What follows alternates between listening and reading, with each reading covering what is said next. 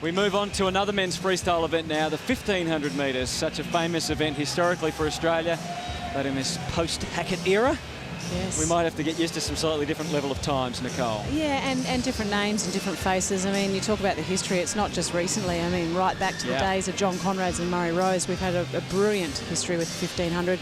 As we take a look at the start list, Trent Grimsey is already on the team for the open water races, the 5 and the 10 kilometres. And he's by far got the fastest entry time, 15:12.36. Because the selection time is 15:13. Take your marks. The men's 1500 metre freestyle. Cameron Smith probably hit the water first in lane 5. But as we've been discussing, Free in 8, Hurley in 7, Passialis in 6, Smith in 5, Trent Grimley in 4. Narrow lead there. Ashwood in 3, Beato in 2, and Napoleon, in fact, might have led them all out. He's in 1. Now, traditionally, 1500 freestylers work in 500-metre blocks. Now, I'm looking at you and we're both smiling because I think I've swum maybe 2 in my career, which was a very long time ago. How many 1500s have you done? Hutto's definitely done none, so we're not even going to ask you. You know, I think I've probably done 1500 metres straight in training, and that's about it. So we're experts, it's all okay. So Ryan Napoleon at the moment, they work in 500-metre blocks in terms of their pre-race instructions and in terms of their pacing.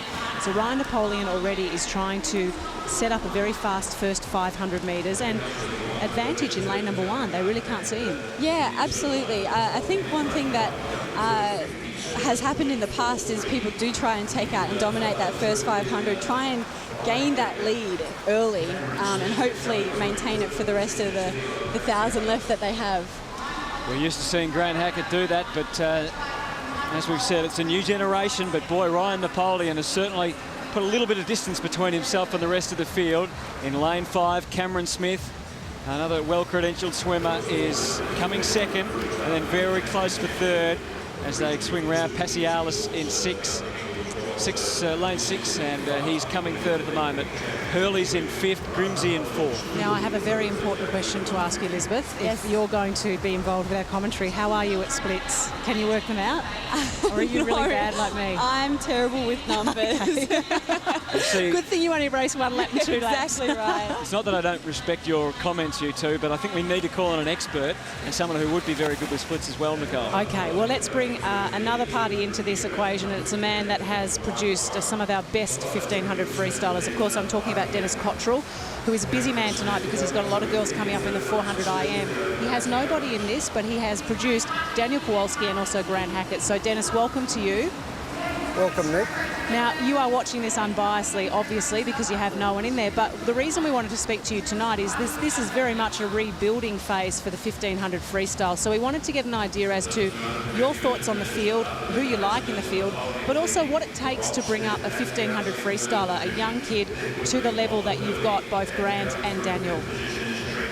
Well, they've got to have a combination of speed and, of course, a very good endurance background. I mean, some of it is reliant on their physiology, of course, but Ryan Napoleon's doing a great job here. He's set up, he's gone out without overworking his legs. He's done a bit of Grant's strategy of getting out early and opening up the field, and you know, it makes it hard for the people behind him. Then have got to have very good sectionals at the back end of the race to tow him back in, so it's a good strategy. So do you talk to your 1500 freestyle swimmers in the past about sectionals? So you're showing your horse racing background, 500 metre blocks?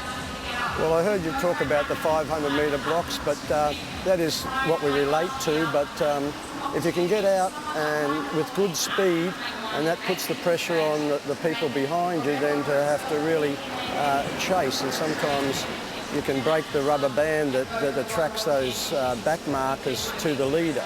And if you can feel you can break their spirit a bit, that's another strategy that getting out in front capitalises on. Napoleon hanging onto his lead at the moment. He's probably 2 body lengths clear, but Cameron Smith is certainly not going away. And Passialis and Hurley in lanes 6 and 7 also in the mix, and maybe even Andrew Beato now in lane 2. As we come to the 400 metre mark, he's at 4 minutes. Now, Dennis, is there a risk here that Ryan Napoleon, because he has this gap and he has a clear view across the pool to see that he is leading, is there a danger that he might lull himself into a slower pace than he needs to go? He's holding very good pace here at the moment, and he's doing it with great skill off his arms. He's not over-kicking. If he's got the condition, this can be a huge PB for him if he can hold what I'm seeing here. His PB is 15:35, Nicole. Well, he trains with Michael Bowl, so he would be doing some good endurance work there, Libby. It's a squad that's filled with lots of different eventers in there, so they would be doing some big work. And also there's a new swimmer in that squad in Kenrick Munn. Yeah, definitely. He does have a lot of endurance athletes. He does train a lot of the open water guys, so they do a lot of aerobic-based work. And Cameron Smith is currently coming second, also trains with Michael Bowl and is trying to take it out with Ryan, but at the moment Ryan is looking very, very comfortable. Yes, he's really asserted his position here over the last 100 metres, and if anything, Smith's dropped back to the pack a little. So he's sitting at a minute now and 5 minutes for that sectional, as Dennis said, or the first 500 metres. So it's a good pacing for him. Dennis, tell me about how difficult it is to hold that pacing, because one would imagine if he can sit on the minute, then he's looking at maybe around a 15:05, 15:07. But it is difficult. There comes a point where he'll start to really fatigue. Well, we'll get to witness that actually, but he's actually swimming very, very efficiently, and if he can keep on his arms, keep the weight of the stroke on his arms, which he's doing at the moment, then there's no reason he can't keep this up for a very long way. With the thought process that the legs are the biggest muscles that are pumping the lactic acid through and causing them to fatigue, Libby? Yeah, the biggest difference between Ryan and probably the rest of the field is his legs are hardly moving at all. They're about a 4-beat kick. And compared to the rest, they seem to be working their legs quite significantly more. Passialis has moved up into second as they turn through 600, and Hurley is now third. So those two swimming together in lanes 6 and 7 have edged past Smith narrowly.